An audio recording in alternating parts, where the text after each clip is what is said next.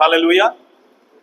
దేవుడు మన ప్రార్థన ఆలకించాలంటే వాన కురియనప్పుడు, వాన కురవనప్పుడు, లేదా వర్షం కురవనప్పుడు,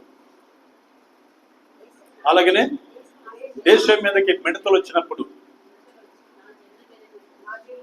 ఆయన ప్రజలనే తన ప్రజల మీద తెగులు వచ్చినప్పుడు చేయాల్సిన పని ఏంటంట? రెండవదిగా వెతకాలి. ఏం చేయాలి? దేవుణ్ణి వెతకాలి. దేవుణ్ణి ఎవరిని వెతుకుతున్నావు నువ్వు? నిద్రలేసి ఉదయం లేచిన వెంటనే ఎవరిని వెతకాలో తెలుసా? నీ పాదాలు భూమి మీద మోపు మునిపే దేవుణ్ణి వెతకాలి మనసు. ప్రభువా నీకు స్తోత్రం అయ్యా, ఈరోజు ఇచ్చినందుకు, ఈరోజు అంతటా నీ కృపదాయిచు ప్రభ అని మనసులో నుంచి ఆయన వెతకడం ప్రారంభించాలి. వెతుకు, ఆయన్ని వెతుకు. నీకు పని నిమిత్తమై పనిని వెతుకుతాం. ఒక వ్యక్తి అవసరమైతే ఆ వ్యక్తిని వెతుకుతాం. ఒక వస్తువు అవసరమైతే ఆ వస్తువుని వెతుకుతాం. వీటన్నిటిని మించి ముందు దేవుని వెతుకు. నీకేం కావాలో అవన్నీ నీ దగ్గరకు వస్తాయి. హల్లెలూయా. అందుకే మన ప్రభువైన యేసుక్రీస్తు కొత్త నిబంధనలు ఏమన్నాడు తెలుసా? మొదట నా నీతిని, రాజ్యాన్ని వెతుకు, నీకేది కావాలో అది అనుకరించబడడం అన్నాడు. మత్తయి సువార్త 6:33 ఒకసారి చదువుకున్నాం. మత్తయి సువార్త 6:33 చదువుకున్నాం. కాబట్టి మీరు ఆయన రాజ్యమును, నీతిని మొదట వెతుకుడి. హల్లెలూయా. ఆయన్ని వెతకడం అంటే అర్థమైందో తెలుసా? ఆయన రాజ్యాన్ని అనగా ఆయన చిత్తానుసారం నడవడం వెతకడం, ఆయన నీతిని వెతకడం. ఆయన్ని వెతకడం అంటే ఆయన రాజ్యాన్ని, ఆయన నీతిని వెతకడము. ఎప్పుడైతే ఆ నీతిని, ఆయన రాజ్యాన్ని వెతుకుతామో మనకి ఏది కావాలని అనుగ్రహిస్తాం. కింద రాయబడి ఉంది. ఏమో రాయబడి ఉంది చూడండి.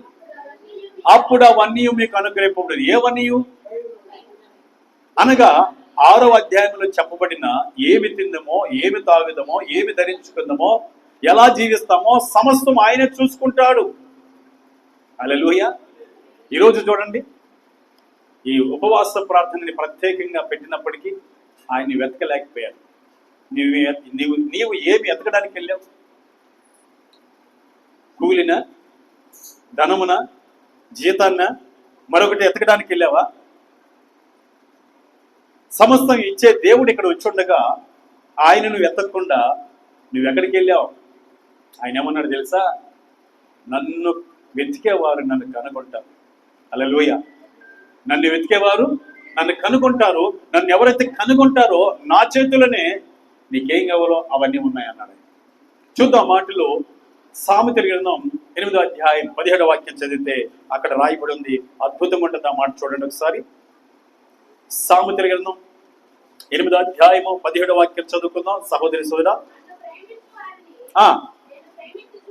నేను ప్రేమించుచున్నాను. చూడండి ఏమంటాడు ఆయన? మన ప్రభుని ఎలా ఎతకాలి?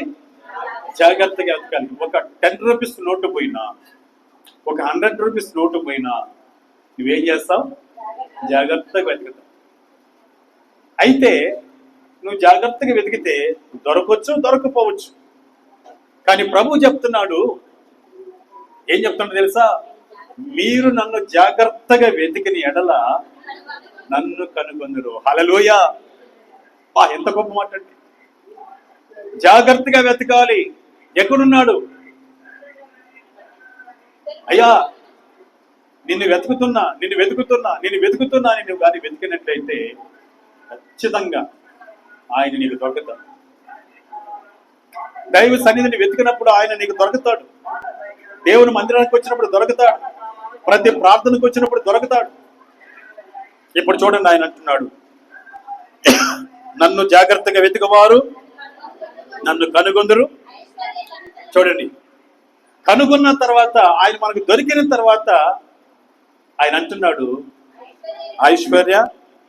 ఐశ్వర్యము, ఘనతయు, స్థిరమైన కలివియు, నీతియు నా యొద్ద ఉన్నవి. హల్లెలూయా. ఏమండి? నీతి ఆయన ఎత్తకుండా వెళ్ళిపోయిన వారికి దొరకద్దా? ఐశ్వర్యము ఆయన వెతకుండా బయటకు వెళ్ళిపోయిన వారికి దొరకద్దా? స్థిరమైన కలిమి ఆయన వెతకుండా వెళ్ళిపోయిన వారికి దొరకద్దా? నిత్య జీవం దొరకద్దా? కనుక మనం ఏం చేయాలి? ఆయన పేరు పెట్టబడిన ఆయన ప్రజలైన మనము మొట్టమొదటిగా తగ్గించుకోవాలి. నమ్మట్టు ఆయన్ని వెతకాలి. హల్లెలూయా. మనం వెతికామా ఆయన ఏమవుతాడు? మనకు దొరుకుతాడు. దొరికాడంటే ఆయన చేతిలో ఏముందంట? ఐశ్వర్యము, ఘనత, స్థిరమైన కలిమి, నీతి ఆయన దగ్గర ఉన్నాయి. అవన్నీ ఎవరి కోసం? మన కోసమే. పెద్ద కుమారుడు అన్నాడు తండ్రిని, యేసయ్య చెప్పిన ఉపమానంలో, తండ్రి నీ చిన్న కుమారుడు ఆస్తినంతా తీసుకుని వెళ్ళి వేశ్యలతో సహవాసం చేసి పాడు చేశాడు, వాడికి బహుగా నువ్వు విందు చేసావే, నేను నా స్నేహితులు కలిసి విందు చేసుకోవడానికి ఒక్క మేకపిల్ల నేను ఇచ్చావన్నాను. వెంటనే తండ్రి ఏమన్నాడు? నావన్నీయు నీవే. ఎందుకో తెలుసా? నువ్వు ఎల్లప్పుడూ నాతో ఉన్నావు కనుక నావన్నీయు నీవే. ఆయన్ని వెతికితే ఎల్లప్పుడూ యేసయ్య కాడ ఉన్నవన్నీ నీయే, యేసయ్య దగ్గర ఉన్నవన్నీ మనవే. నువ్వు ఆయన వెతకలేదే. ఆయన్ని వెతకలేదు కాబట్టి ఎవరినో వెతుకుతున్నావు? లోకాన్ని వెతుకుతున్నావు. లోకంలో ఏమో దొరుకుతుందని వెతుకుతున్నావు. లోకములో ఏమీ లేదు. లోకములో ఉండేది లోకాశలు, నేత్రాశ, శరీరాశ, జోడము తప్ప. అవి ఒకరోజు గతించిపోతాయి. వాటిని వెతకొద్దు. ఎవరిని వెతకాలి? నిన్ను సృజించి నిన్ను కాపాడి అనుదినం నీ కొరకు విజ్ఞాపన చేస్తూ నీ కొరకు పరలోకాన్ని సిద్ధపాటు చేస్తున్న ప్రియ రక్షకుడైన మన ప్రభువుని మనం వెతికితే, ఆయన నీతిని, రాజ్యాన్ని మొదట వెతికితే నీకేం కావాలో అవన్నీ అనుగ్రహింపబడు. ఏం కావాలి నీకు? ఐశ్వర్యమా? ఏం కావాలి నీకు? ఘనత? ఏం కావాలి నీకు? స్థిరమైన కలిమ? ఏమి కావాలి నీకు? నీత? ఇవన్నీ కూడా ఎవరి చేతిలో ఉన్నాయి? మన దేవుడి చేతిలో ఉన్నాయి. కొలొస్సీయులకు రాసిన పత్రిక 2:3 చూస్తే సర్వ సంపదలు ఏమండి ఆయన చేతుల్లోనే, ఆయనలోని గుప్తములై ఉన్నవంట. కొలొస్సీయులకు రాసిన పత్రిక 2:3 చదువుకుందాం ఆయన. బుద్ధి, జ్ఞానము, సర్వ సంపదలు ఆయన ఎందే గుప్తములై ఉన్నవి. హల్లెలూయా. ఎంత గొప్ప మాట! కొలొస్సీయులకు రాసిన పత్రిక 2:3లో మాట చెప్పబడుతుంది. ఏమండి? బుద్ధి ఉంది, జ్ఞానం ఉంది ఆయన దగ్గరే. బుద్ధి ఉంది, జ్ఞానం ఉంది ఆయన దగ్గర. ఇంకేముంది? సర్వ సంపదలు ఉన్నాయి. ఆయన వెతుకు, అవన్నీ నీవే. పెద్ద కుమారుతో తండ్రి గారు ఏం చెప్పాడు? నావన్నీయు నీవే. నీవు నాతో ఉన్నావు గనుక, నన్ను వెతుకుతున్నావు కనుక, నన్ను వెంబడించున్నావు కనుక నావన్నీయు నీవే. నమ్ముతున్న ఈ మాట? నమ్మితే ఈ రోజు నుంచి మన ప్రార్థనకు జవాబు రావడానికి మనం ఏం చేయాలి? ఆయన్ని మనము వెతకాలి. రెండో పాయింట్గా వెతకాలి. వెతుకుదాం, పొందుకుందాం. దేవుడి స్తోత్రం. హల్లెలూయా. వెతుకుదాం, పొందుకుందాం. వెతికే ప్రతి ఒక్కరు పొందుకుంటారు. ఐశ్వర్యాన్ని పొందుకుంటారు, ఘనతను పొందుకుంటారు, స్థిరమైన కలిమిని పొందుకుంటారు, నీతిని పొందుకుంటారు, ఆయన రాజ్యాన్ని పొందుకుంటారు. అట్టి కృప దేవుడు దయచేయును గాక. హల్లెలూయా. ఇకపోతే మూడోదిగా ఏం చెప్పాడు ఆయన? నా పేరు పెట్టబడిన నా జనులు. 2వ దినవృత్తాంతగ్రంథం 7:14 అంటాడు. మూడో పాయింట్ ఏమంటాడు ఆయన? తమ చెడు మార్గమును విడిచి. మూడోది ఏమన్నాడు ఆయన? ఏమండి, మీకు కరువు వచ్చినప్పుడు, వ్యాధులు వచ్చినప్పుడు, శత్రు సమూహం మీ మీదకి వచ్చి దాడి చేస్తున్నప్పుడు మీరు చేయాల్సిన పని ఏందో తెలుసా? చెడు మార్గం విడిచి నాకు ప్రార్థన చేయండి. నేను మిమ్మల్ని విడిపిస్తా, కరువులోంచి, శత్రు సమూహం నుంచి విడిపిస్తా, శ్రమల నుంచి విడిపిస్తా, ఆ కరువు కాలం నుంచి విడిపిస్తా. మూడోది ఏం చేయాలి? మనం చెడు మార్గం విడవాలి. మన ప్రార్థన ఆలకించాలంటే చెప్పాలి. అన్నాడు సొలొమోను రాజుతో, ఇజ్రాయెల్తో చెప్తున్న మాట ఏందో తెలుసా? చెడు మార్గం విడిచి. నీ ప్రార్థన ఎందుకు దేవుడు ఆలకించట్లేదు తెలుసా?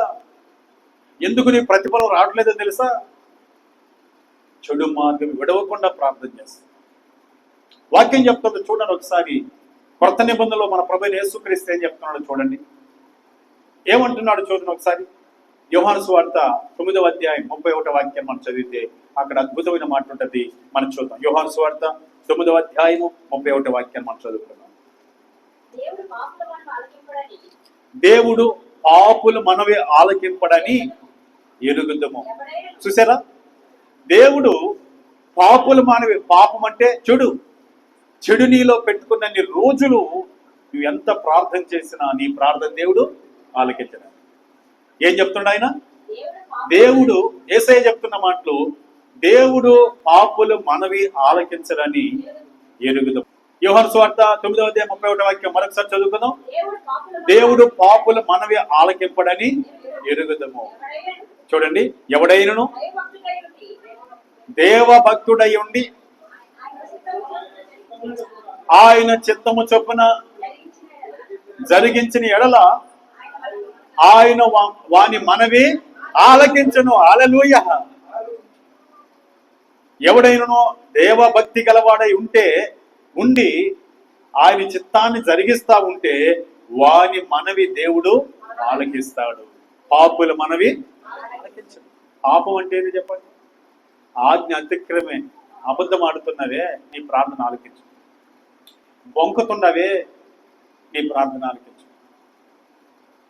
మోసం చేస్తున్నవే, నీ ప్రార్థన ఆలకించు. దేవుని వాక్యానుసారం నడవే, నీ ప్రార్థన ఆలకించు. ఈ లోకానుసారమైన ఆచారాలు పద్ధతుల ప్రకారం నడుస్తున్నవే, నీ ప్రార్థన ఆలకించు. ఇవన్నీ పాపమే ఆయన దృష్టిలో. వీటన్నిటిని తీసివేసుకోవాలి. నా ప్రియ సహోదరి సోదరా, చెడు మార్గం విడిచిన ఎడల మీ ప్రార్థన నేను ఆలకిస్తాను. హల్లెలూయా. చెడు మార్గమును విడిచిన ఎడల మీ ప్రార్థన నేను ఆలకిస్తానని ఆయన చెప్తున్నాడు. అంత మాత్రం కాదు, పాత నిబంధన గ్రంథంలో కీర్తనలో మనం చూసినప్పుడు అక్కడ కూడా ఈ మాట భక్తుడైన దావీదు ద్వారా ఇలా మాట్లాడుతున్నాడు. ఒకసారి చూద్దాం మాటలు. 66వ కీర్తన 18వ వాక్యాన్ని మనం చదివినట్లయితే అక్కడ మనం ఆ మాటను గమనిద్దాం. కీర్తనలో నా హృదయంలో 66వ కీర్తన 18వ వాక్యం, నా హృదయంలో పాపమును లక్ష్యము చేసిన ఎడల ప్రభు నా మనవి వినకపోవును. ప్రభు మన మనవి ఆలకించాలంటే మన హృదయంలో ఏముండకూడదు? పాపమును లక్ష్యము చేయకూడదు, పాపము చేయకూడదు. గనుక ఇశ్రాయేలు ప్రజలతో సొలొమోను రాజుతో దేవుడు ఏమన్నాడు? చెడు మార్గములను విడిచినది. అసలు చెడు అంటే ఏంటి? చెడు మార్గాన్ని విడవాలి. ఇంతకీ పాపము మన ప్రభువైన యేసుక్రీస్తు అన్నాడు, పాపులు మనవి ఆలోచించను అన్నాడు. అలాగనే దావీదు భక్తుడి ద్వారా కూడా దేవుడు ఏమన్నాడు? పాపమును లక్ష్యం చేసిన నా ప్రార్థనను ఆలకించమన్నాడు. ఇంతకీ చెడు మార్గం విడిచిన ఎడలనే, చెడు మార్గం విడిస్తేనే మీ ప్రార్థన ఆలకిస్తున్నాడు కదా. అసలు చెడు అంటే ఏదో చూద్దాం సార్. ఆ చెడుని తీసేసుకున్నప్పుడు మన ప్రార్థన ఆలకిస్తాడంట. చూద్దామా చెడు అంటే ఏందో? మార్కు సువార్త 7వ అధ్యాయము 21వ వాక్యాన్ని మనం చూద్దాం. చెడు అంటే ఏందో చూద్దాం.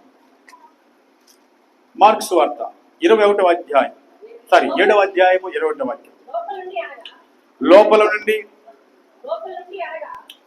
నుండి అనగా మనుషుల హృదయాల నుండి దురాలోచనలను, చూడండి, దురాలోచనలు చెడు. ఈ చెడుని ఏం చేయాలి? ప్రార్థన ఆలకించాలని దేవుడు తీసివేయాలి.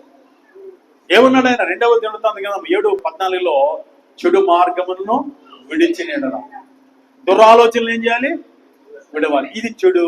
రెండవదిగా జారత్వములను విడవాలి, దొంగతనములను విడవాలి, నరహత్యలను విడవాలి, వ్యభిచారము విడవాలి, లోభములు విడవాలి, చెడుతనమును విడవాలి, కృత్రిమమును విడవాలి, కామ వికారం విడవాలి, మత్సరం, చెడ్డ కళ్ళు తీసేసుకోవాలి, దైవ దోషణ తొలగించుకోవాలి, అహంభావం అంటే గర్వంగా ప్రవర్తిస్తున్నవి, అది చెడు. దేవుడి దృష్టిలో చెడు. ఈ చెడుని తొలగించుకోవాలి. అవివేకము అనగా దైవజనుడును లేదా సంఘ బిడ్డలను అవిధేయతగా చూడడం, లేదా లోబడకపోవడం, దైవ చిత్తానుసారం నడవకపోవడం, అది అవిధేయత. ఇవన్నీ ఏందంట? ఇవన్నీ ఏంటి? చెడ్డవి. ఈ చెడ్డ వాటిని మనం ఏం చేయాలి? విడిచిపెట్టినప్పుడు మన ప్రార్థన ఆలకిస్తాం. ఎంత స్పష్టంగా దేవుడు చెప్తున్నాడు చూడండి. ఏమన్నాడు సొలొమోనుతో దేవాది దేవుడు? తమ చెడు మార్గం విడిచినల్లా, నీ జనులు చెడు మార్గం విడిచిన ఎడల ఈ మందిరంలోకి వచ్చి ప్రార్థన చేస్తే, నువ్వు కట్టిన ఈ మందిరంలోకి వచ్చి ప్రార్థన చేస్తే, నీ ప్రజలు చెడు మార్గం విడిచి ప్రార్థన చేస్తే వారి ప్రార్థన నేను ఆలకిస్తాను. ఏంటి చెడు అనేది మనకి స్పష్టంగా తెలిసిపోయింది. అందుకే యేసయ్య కూడా అన్నాడు, పాపులు మనవి అనగా ఇవన్నీ ఉంటే నువ్వు పాపివి, నువ్వు చెడు కలిగి ఉన్నావు. అందుకే భక్తుడైన దావీదు గారు కూడా అన్నారు, నా హృదయంలో పాపం లక్ష్యము చేసినల్లా ప్రభు నా మనవి వెనుకపోవనేమో అని అన్నాడు. కనుక చెడుని ఏం చేద్దాం? వదిలిపెట్టి ప్రార్థన చేయి. తక్షణమే దేవుడు నీకు సహాయం చేస్తాడు. నీ కరువులో సమృద్ధినిస్తాడు, వర్షాన్ని సమృద్ధిగా కురిపిస్తాడు. నీ సంపాదన తినివేస్తున్న ఆ మిడతలున్నాయే వాటిని వెళ్ళగొడతాడు. నీ మీదకి వస్తున్న రోగాలున్నాయే, తెగుళ్ళు, వాటిని వెళ్ళగొడతాడు. చెడుని విడిచిపెట్టు, నీ ప్రార్థన ఆలకిస్తాడు. హల్లెలూయా. ఇక చివరిగా ఆయన ఏం చెప్పాడు? 2వ దినవృత్తాంత గ్రంథము 7:14 ఏమన్నాడు ఆయన? ప్రార్థన చేసి. ఏమన్నాడు ఆయన? ప్రార్థన చేసి. ప్రార్థన చేస్తున్నావు నువ్వు? నేను అడుగుతున్నా, దేవుణ్ణి అడిగి పొందుకోవడానికి సమయం హెచ్చిస్తున్నావా? చెప్పండి. నిద్రపోవడానికి సమయం ఇస్తాము, వంట చేసుకోవడానికి సమయం ఇస్తాము, బట్టలు ఉతుకోవడానికి సమయం ఇస్తాము, జాబ్ చేసుకోవడానికి, పని చేసుకోవడానికి, చేతి పని చేసుకోవడానికి, ఏ పని అయినా చేసుకోవడానికి సమయం ఇస్తున్నాము. ప్రార్థన చేయడానికి చెప్పాలి. ప్రార్థన అంటే ఏంటి అర్థము? Yes, very good. అంటే నీ బాధ అంతా ఆయనకి చెప్పుకోవడం. ఇప్పుడు నీ బాధ కూర్చొని ఆయనకి చెప్పకపోతే ఆయన ఎందుకు తీరుస్తాడు? ఆయన ఎందుకు సహాయం చేస్తాడు? ఇతర మనుషులతో గంటలైనా కూర్చుంటావు, చెప్తా ఉంటావు, వాళ్ళు ఏమైనా తీరుస్తారా? వాళ్ళు ఏం చేస్తారు తెలుసా? అవునా, అంత బాగుందా, అంత కష్టం ఉందా, నాకు తెలియలేదే. ఇవన్నీ విని తర్వాత ఏమనుకుంటారు తెలుసా? ఓహో, ఇన్ని శ్రమలు ఉన్నాయి, నీక ఎన్ని కష్టాలు ఉన్నాయా అని నేను తక్కువగా చూస్తాను. అదే నీ తండ్రి కాడ కూర్చొని 1 గంట సమయం ప్రార్థన చేశామంటే ఆయన ఏం చేస్తాడు తెలుసా? నేను తక్కువ చేస్తాడా? నీ బాధ అంతా ఎవరితో చెప్పుకున్నావు, లేదా సహవాసం, లేదా ఆ ఇంటి గురించి చెప్పుకున్నావు, లేదా వారి గురించి వీరి గురించి చెప్పుకున్నావు, వచ్చిన ఆదాయం అని ఉందా? చెప్పాలి. మనం ప్రార్థన చేయాలి, సమయం తీసుకొని ప్రార్థన చేయాలి, మోకాళ్ళేసి ప్రార్థన చేయాలి, ఒంటరిగా ఉన్నప్పుడు తలుపేసుకొని ప్రార్థన చేయాలి. ఈ ప్రార్థన అనుభవం ఎవరికి ఉంటుందో వాళ్ళు ధైర్యంగా ఉంటారు, వాళ్ళ ముఖం కలకలలాడుతుంటది, ప్రకాశిస్తుంటది, వాళ్ళు సమృద్ధిని పొందుకుంటూ ఉంటారు ప్రార్థన చేసేవాళ్ళు. ప్రార్థన చేయని వాళ్ళు మీరు చెప్పాలి. ప్రార్థన చేయని వారు ఏది పొందలేరు. ఒకవేళ ఈ లోక సంబంధంగా నువ్వు ఏ రకమైన పొందుకున్నా అది శాశ్వతంగా ఉండదు, స్థిరంగా ఉండదు. అది మంచిగా దేవుడు తీసేస్తాడు. చూడండి, దేవుని అద్భుతమైన మాట ఏం చెప్తున్నాడు తెలుసా? మత్తయి సువార్త 7వ అధ్యాయం 11వ వాక్యం చదివితే అద్భుతంగా ఉండదు మాట. ప్రార్థన చేసే వరకు మనం ఉండాలి. చదువుదామా? మీరు చెడ్డవారేంటి, మీ పిల్లలకు మంచి ఈవులు ఎరిగి ఉండగా పరలోకమందున్న మీ తండ్రి తన్ను అడుగు వారికి. అద్భుతమైన ఒక మాట చెప్తున్నాడు యేసయ్య. మీరు చెడ్డోళ్ళు, మీరేమో చెడ్డోళ్ళు తల్లిదండ్రులు, మీరేం చేస్తారు తెలుసా? మీ పిల్లలకి మంచి ఈవులు ఎరిగి ఉన్నారు. అంటే అర్థమైందో తెలుసా? మరి నేను సరే బాగా చదువుకోలేదరా, నువ్వన్నా బాగా చదువుకో పైకి రా అంటాం. అంటే దాని అర్థమైంది, నేనేదో ఆ రోజుల్లో తెలుసో తెలియకో నా పొరపాట్లను బట్టి బాగా చదువుకోలేదు, లేదా ఒక స్థాయికి రాలేదు, నువ్వు అయినా ఒక స్థాయికి రావాలి అని మంచి ఈవి ఇవ్వాలని కోరుకుంటాం. నాకు సరైన బట్టలు లేవు, నాకు సరైన వస్తువులు లేవు, నాకైతే సరైన నివాసం లేదు, నా పిల్లలకి మంచి నివాసం ఉండాలి, మంచి చదువు ఉండాలి, మంచి ఫుడ్ ఉండాలి, మంచి కాలేజ్ ఉండాలి అని నువ్వు కోరుకుంటావే, మంచి ఈవులు కోరుకుంటావే. నీవెవరో తెలుసా? నా బిడ్డని, నీ బిడ్డ పక్షాన్ని నీకు అంత ఆశ ఉంటే మీరెవరో తెలుసా? నా కుమార్తెలు, నా కుమారులు, మీ మీద నాకు ఎంత ఆశ ఉందో తెలుసా అంటూ ప్రభు మాట్లాడుతున్నాడు. నీ బిడ్డ మీద నీకు ఎంత ఆశో, నీవు నా బిడ్డవి, నీ మీద నాకు అంత ఆశ ఉంది. అందుకే అన్నాడు ఆయన. ఏమన్నాడు తెలుసా? మరొకసారి చదువుకున్నా, మత్తయి సువార్త 7:11, మీరు చెడ్డవారేంటియు మీ పిల్లలకు మంచి ఈవులు ఎరిగి ఉండగా పరలోకమందున్న. ఎవరంట? పరలోకమందున్న మన తండ్రి. బా, ఎంత గొప్ప మాట! ఎలా ఆ మాటని మన పక్షాన ఆయన వర్ణిస్తున్నాడు చూడండి. పరలోకమందున్న మీ తండ్రి తన్ను అడుగు వారికి అంతకంటే, అంటే నీ కుమారుడికి నీ కుమార్తెలకు నువ్వు ఇచ్చే దానికంటే ఎంతో నిశ్చయముగా మంచి ఈవులు ఇచ్చును. హల్లెలూయా. ఎప్పుడండి? తన్ను అడుగు వారికి అనగా ప్రార్థన చేసేవారికి. అది దాని అర్థం. ప్రార్థన చేసే వారికి మంచి ఈవులు దేవుడు ఇస్తాడు. హల్లెలూయా. ఈవులు ఇచ్చేది ఎవరో తెలుసా? మన భర్త మనకి ఇవ్వలేడు, మన తల్లి మనకి ఇవ్వలేదు, మన తండ్రి మనకి ఇవ్వలేడు, ఇరుగు ప్రవాది ఇవ్వలేదు. ఎవరిస్తారో తెలుసా? మంచి ఈవులు ఎవరిస్తారో తెలుసా? జ్యోతిర్మయుడుగో తండ్రి యొద్ద నుండి మనకు వస్తాయంట ప్రతి ఈవి.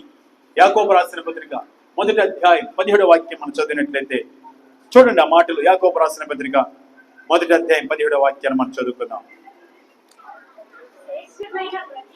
అబ్బా, ఎంత గొప్ప మాట చూడండి. శ్రేష్టమైన ప్రతి ఈవియు, సంపూర్ణమైన ప్రతి వరమును, పర సంబంధమైనదై జ్యోతిర్మయుడుగు తండ్రి యొద్ద నుండి వచ్చును. ప్రతి ఈవి తండ్రి యొద్ద నుండి మన దగ్గరికి వస్తుంది. ఇప్పుడు ఆ ఈవనగా ఆశీర్వాదము, ఈవనగా ప్రార్థనకు ప్రతిఫలము. ఆ ఈవి ఎక్కడి నుంచి వస్తుందంట? యాకోబు రాసిన పత్రిక 1వ అధ్యాయం 17వ వాక్యం మనం చదివాం. పేజీ నెంబర్ కొత్త నిబంధనలో 210వ పేజీ నెంబర్. శ్రేష్టమైన ప్రతి ఈవియు, సంపూర్ణమైన ప్రతి వరమును, పర సంబంధమైనదై జ్యోతిర్మయుడుగు తండ్రి యొద్ద నుండి వచ్చును. హల్లెలూయా. ప్రతి ఈవిను పొందుకోవాలంటే నువ్వేం చేయాలి? ఈ ప్రతి ఈవిని ఎవరిస్తారంట? మీ పరలోక తండ్రి జ్యోతిర్మయుడుగు దేవుడు. దానికి మనం ఏం చేయాలి? అడుగు ప్రతి ఒక్కరు పొందుకోండి. అడగడం అంటే ప్రార్థన చేయడము. కూర్చో గంట సమయం.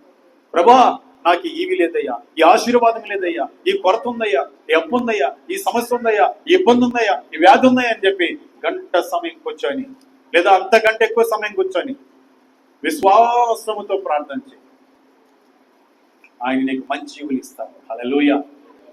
మన దేవుడు ఇచ్చేది మంచిది ఇస్తాడు. ఈ లోకంలో ఏ మనుషుడిచ్చినా, ఏమండి, ఏ మనుషుడిచ్చినా తన మంచిది తీసుకుంటాడు, తనకు మంచిది కానిదే మనకిస్తాడు. అవునా కదా? మీరు గమనించండి.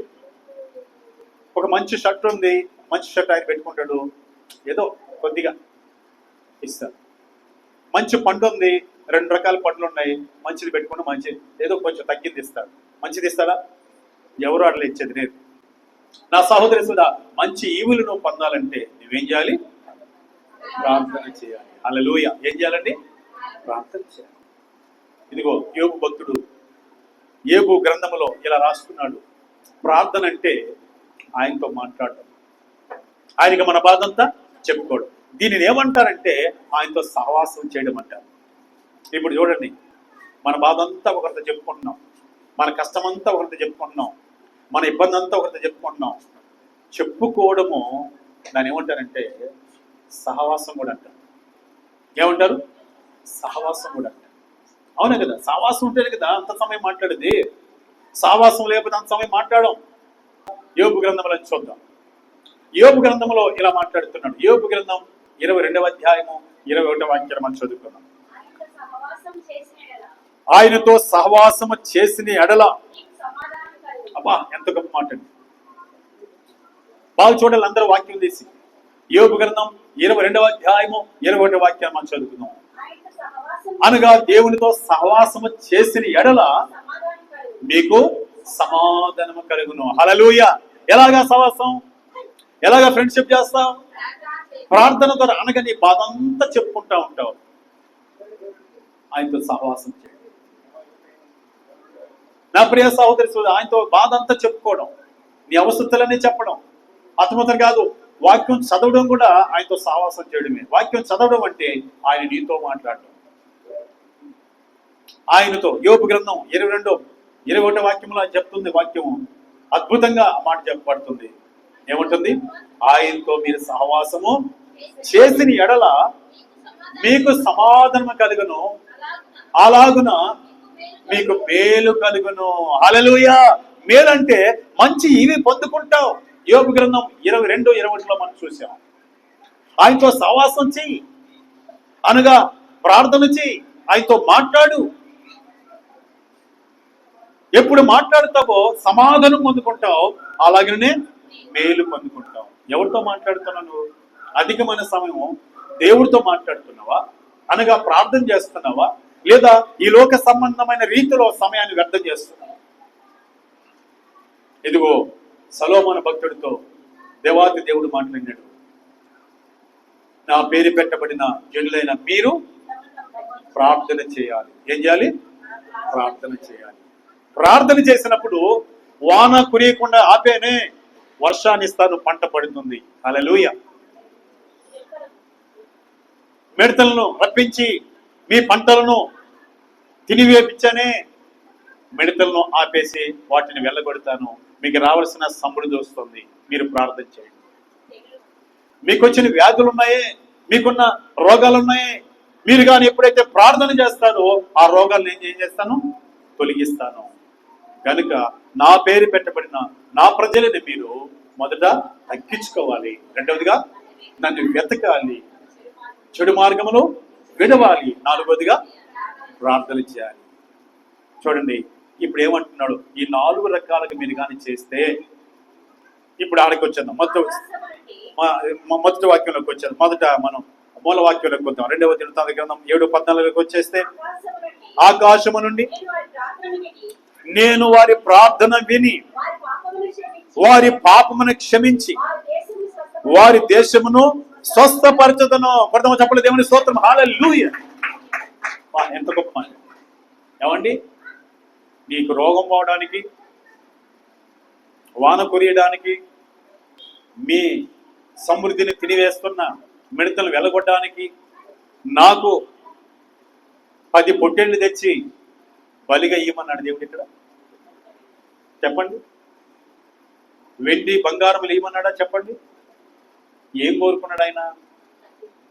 నా పిల్లలారా, వాన కురియకుండా ఆగిపోయినప్పుడు, మిడతలు వచ్చి మీ పొలాన్ని పంటని పాడు చేసేటప్పుడు, మీ మీదకి తెగుళ్ళు వచ్చినప్పుడు మీరు చేయాల్సిన పని ఏం తెలుసా? నా పేరు పెట్టబడిన ఆ జనులు మీరు తగ్గించుకోండి, నన్ను వెతకండి, చెడు మార్గం విడవండి, ప్రార్థన చేయండి. అంతే. ఆకాశముని నేను చూస్తాను, మీ పాపాలు క్షమిస్తాను, మీ దేశాన్ని స్వస్థపరుస్తాను అనగా నీ వ్యక్తిగత జీవితానికి మార్చుకున్నావు. నేను నీకు ఆరోగ్యం ఇస్తాడు, నీ స్వస్థపరుస్తాడు, నీ ప్రార్థనలకు ఇస్తాడు, నువ్వు పోగొట్టుకున్న ఆశీర్వాదం తిరిగిస్తాడు, నీ జాబ్ని ఇస్తాడు, నీ చదువులో ఉన్నతమైన స్థితి ఇస్తాడు. ఇవన్నీ కూడా ఆయన తిరిగిస్తాడు. అందుకేమన్నాడు ఆయన? 4 పనులు చెప్పాడు. ఏంటి? తగ్గించుకోవడం, వెతకడము, చెడు మార్గం విడవడం, ప్రార్థన చేయడం. ఈ రోజు నుంచి మన ప్రార్థనలకు ఇచ్చే మన జీవితాలలో ఆయన కృపను, మేలును, ఆశీర్వాదాన్ని చూడడానికి ఆయన మాట్లాడుతున్నాడు. నీకు రావాల్సిన వర్షం అనే ఆశీర్వాదం ఆగిపోకుండా రావడానికి ఆయన సహాయం చేస్తున్నాడు. నీకు వస్తున్న సంపదను మిడతలనే సమస్యలు తినివేస్తున్నాయే, వచ్చిన ఆదాయాన్ని దాన్ని తొలగిస్తాడు. నీకు వస్తున్న వ్యాధులను తొలగిస్తాడు. కనుక ఈ 4 పనులు మనం చేద్దాం.